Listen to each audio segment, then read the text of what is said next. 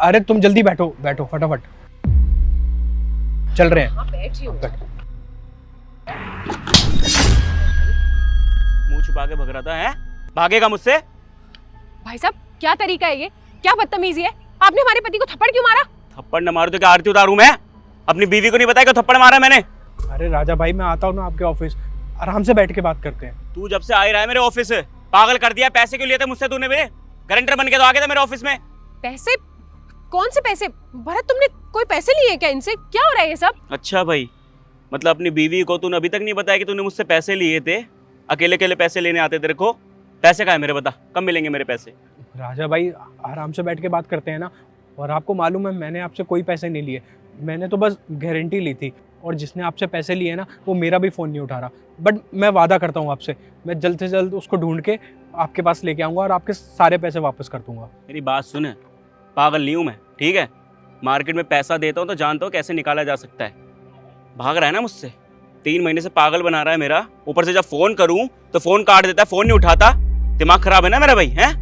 Scooty किसकी है? मेरी है। चल उधर उधर।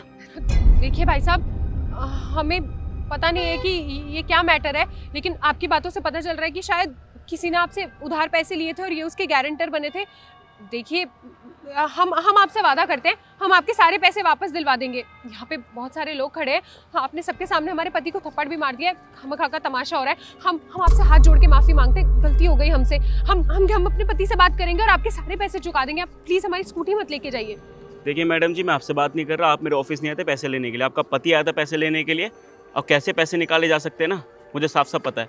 बेटा जिस दिन तू मेरे हाथ में पैसे दे देगा ना, उस दिन अपनी स्कूटी छुड़वा लियो। जा चल। भाई साहब एक बार हमारी बात सुन लीजिए भाई साहब। अरे मैडम जी, पैसों खजाने नहीं खोल रखा मैंने। कोई भी ऑफिस आएगा पैसे उठा ले जाएगा, ये तो मैं जानता था, इस वजह से पैसे दे दिए मैंने। भाई तू उतर, चल उधर उधर। हमारी बात सुनिए आप। मुझे कुछ नहीं सुनना। जिस दिन पैसे हो ब्याज समेत मेरे ऑफिस में आके पैसे दे दियो, बात खत्म। भरत रोको ना, राजा भाई मैं दे दूंगा। भरत रोको ना इन्हें। भाई साहब क्या था भरत ये सब? कौन है ये आदमी और कौन से पैसे? ऐश्वर्या मैं तुम्हें सब कुछ सच सच बताता हूँ। मेरा दोस्त शशांक है ना, उसको कुछ पैसों की ज़रूरत थी और मेरे पास भी इतने पैसे नहीं थे कि मैं उसकी मदद कर पाऊँ। और ये राजा भाई हैं, ये लोगों को पैसे उधार देते हैं। मैं ही शशांक को इनके पास लेके गया था और कुछ पैसे दिलवाए थे और मैं बीच में गारंटर बन गया। और अब 3 महीने से ना ईशांक मेरा फ़ोन उठा रहा है और ना ही इनका। और ये पिछले 3 महीने से ईशांक को ढूंढ रहे हैं। जब ईशांक नहीं मिल रहा तो ये मेरे पीछे पड़ गए हैं कि तू गारंटर बना था तो तू सारे पैसे देगा। मेरे पास भी इतने पैसे नहीं है कि मैं उनको पैसे दे सकूं और ये मैटर यहीं पे सॉल्व कर सकूं। तो बस यही सब था।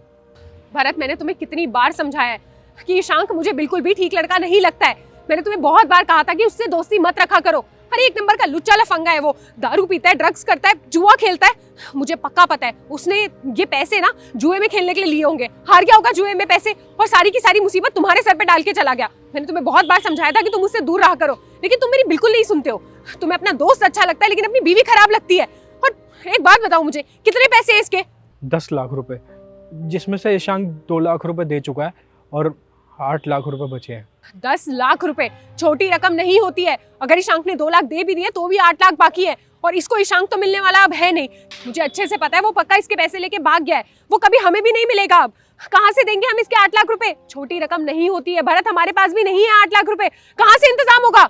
देखो ऐश्वर्या तुम टेंशन मत लो, मैं सारी प्रॉब्लम सॉल्व कर दूंगा। अच्छा पैसे कर लोगे? कहाँ से कर लोगे तुम? 8 लाख रुपए हैं तुम्हारे पास उसको देने के लिए? और ये आदमी कितना बदतमीज था, चलते फिरते रास्ते पे इतने लोगों के सामने तुम्हें थप्पड़ मार के चला गया।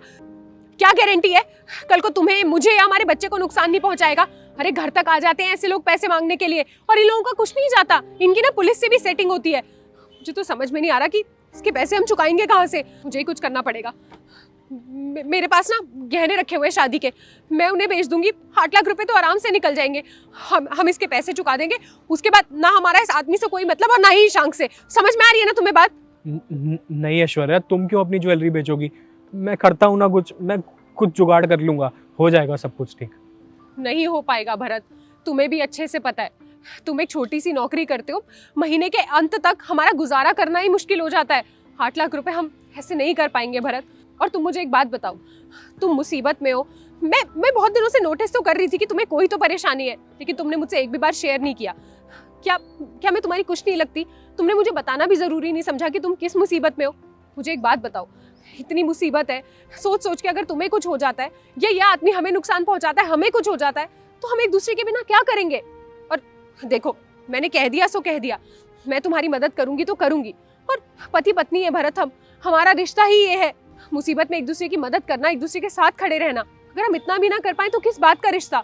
और गहनों का क्या है भरत, आज नहीं है तो हम कल दोबारा खरीद लेंगे, लेकिन हमारा एक दूसरे का साथ रहना और ठीक रहना ज्यादा इंपॉर्टेंट है। मैंने तुम्हें कह दिया है, मैं अपनी ज्वेलरी बेचूंगी और हम इसका कर्जा चुका देंगे, उसके बाद हमारा इस आदमी से कोई लेना देना नहीं रहेगा, ठीक है ना? ऐश्वर्या, तुम बिल्कुल ठीक कह रही थी। मैं आगे से कभी भी ईशान से कोई भी लिंक नहीं रखूँगा, और वो अगर मुझे मिल भी जाएगा ना, मैं उसको इग्नोर मार दूंगा। मैं उससे कोई भी दोस्ती नहीं रखूँगा। आज 8 लाख रुपए का नुकसान करा दिया है, ना जाने आगे जाके और क्या हो सकता था।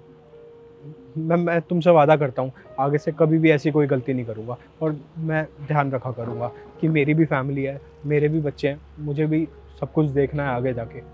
प्लीज़ मुझे माफ़ कर दो, मुझसे बहुत बड़ी गलती हो गई। कोई बात नहीं भरत, तुम ऐसे मुझसे माफी मत मांगो। मुझे पता है तुमने ये सब जान के नहीं किया है और तुम खुद कितने परेशान हो, लेकिन मैं तुम्हें ऐसे परेशानी में नहीं देख सकती। और तुम चलो चलो हम घर चलते हैं। अच्छा।